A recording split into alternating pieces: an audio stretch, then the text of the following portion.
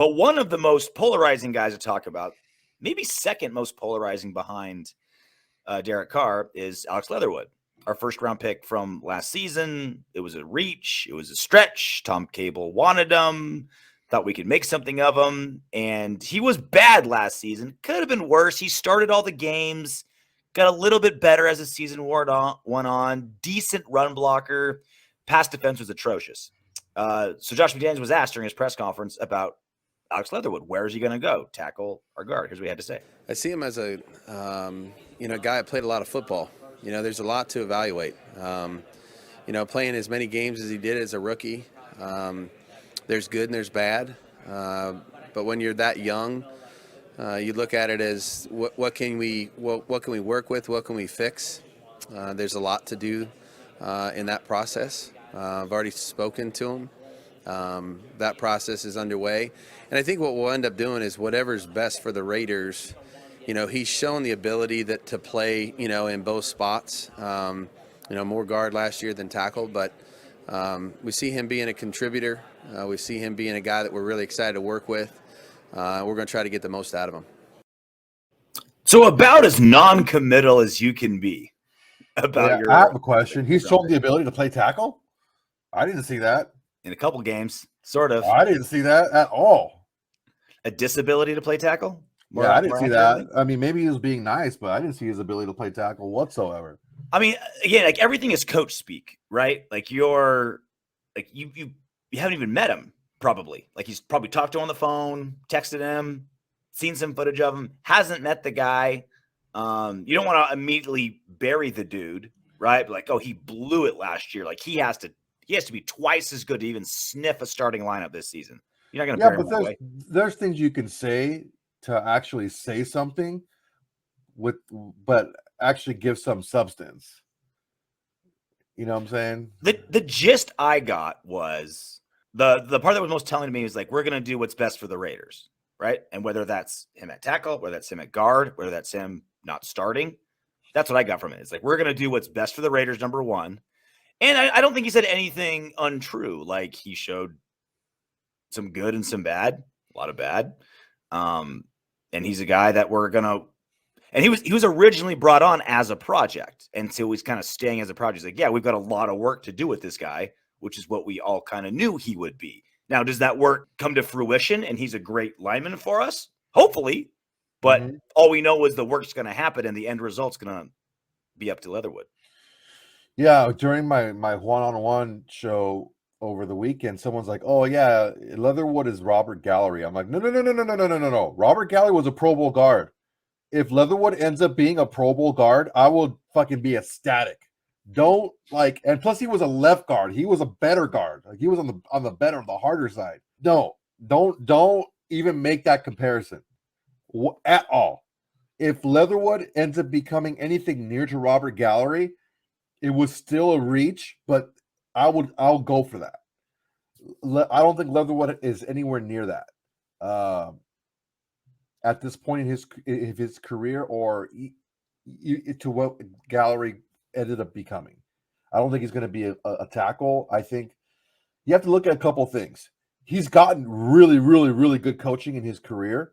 He's gotten top-notch coaching in college, and the mistakes that he's making, these are mistakes that just sometimes you just can't.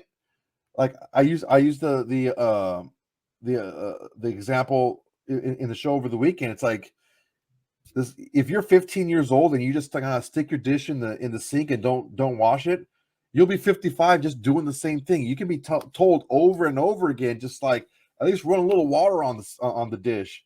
You don't have to wash it; just do something. It's like you could be the same 65, 95 and still be doing the same thing. It's just sometimes you just have that block. It's the things that Leatherwood was doing, the mistakes he was making were so day one mistakes mechanically that he was making, just getting his pads over his toes, like his shoulders over his nose over his toes, just reaching so far, and just like it's day one balance and day one just leverage that he could not play outside a tackle. It's just like, how did you survive? He just survived on athletic ability in college. Yeah, and the silver lining to all this, we've seen that happen before, where guys at lower levels just completely lean on athleticism, and that can get them drafted. And they get to the NFL, and they're like, "All right, I got to get my act together. Like, I got to change things up." We also see the other side where they never figure it out, right? Yeah. So, like, history has proven like it can go either way. The big telling thing for me is I hope Josh McDaniels knows what he's going to do with them sooner than later, because that's going to drastically dictate what happens, how they see at the combine, who they draft, who they pick up at free agency. If they're like, all right, we're going to make him a guard, then we are in desperate need of starting right tackle. They're like, okay, Dude, we think he's improved enough to play right tackle. All right, then we're in desperate need of a guard, right? Like Richie Incognito's too old, right? Denzel Good, hopefully we pick him back up again. I liked him much better as a swing because he can play both guards, both tackles, and we know linemen get hurt. So like whatever they decide to do, hopefully they know what that is quick, so we can start building our personnel, because he's gonna start. Like he's gonna start next season. He's a first round, even if he's not good. Look, here's the thing. I wouldn't bank that. I'm not saying he's not going to, but I wouldn't be so like definite and say he's gonna start, because this is a new regime now and it's not their guy. And if you could go up and say, look, I understand he was a first round pick, but he's not ready. He may be ready, but this is my ass on the line now. I can bench him and have it be okay because he wasn't my pick. I have no skin in the game when it comes to Alex Leatherwood. I'm trying to build the best team I'm trying to put the best team. Now, if he was just bad mechanically and got beat mechanically, that's one thing. But he's also a knucklehead and he makes a lot of dumb penalties. Yeah. That's another thing too. If he continues to do that in the preseason, I guarantee you, Josh McDaniels is not going to stand for that. He's not going to stand for dumb penalties, and he's not going to see the field.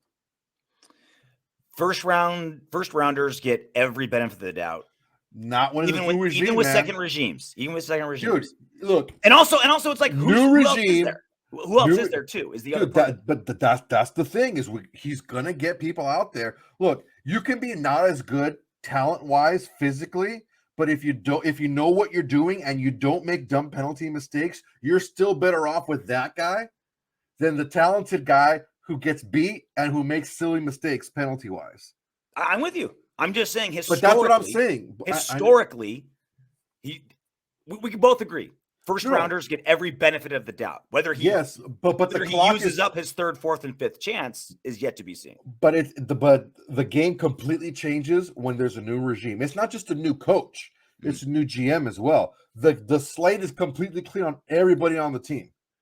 Everybody on the team is okay. Best players play. Whoever gives me the best chance to win, because now it's my ass on the line. The other guy, whatever the decisions they made, that's on them. That's not on me.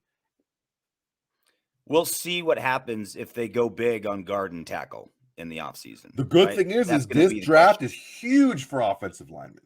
Yeah. There's a lot of offensive linemen in this draft. And late, too. We can get decent. We can get some starters late.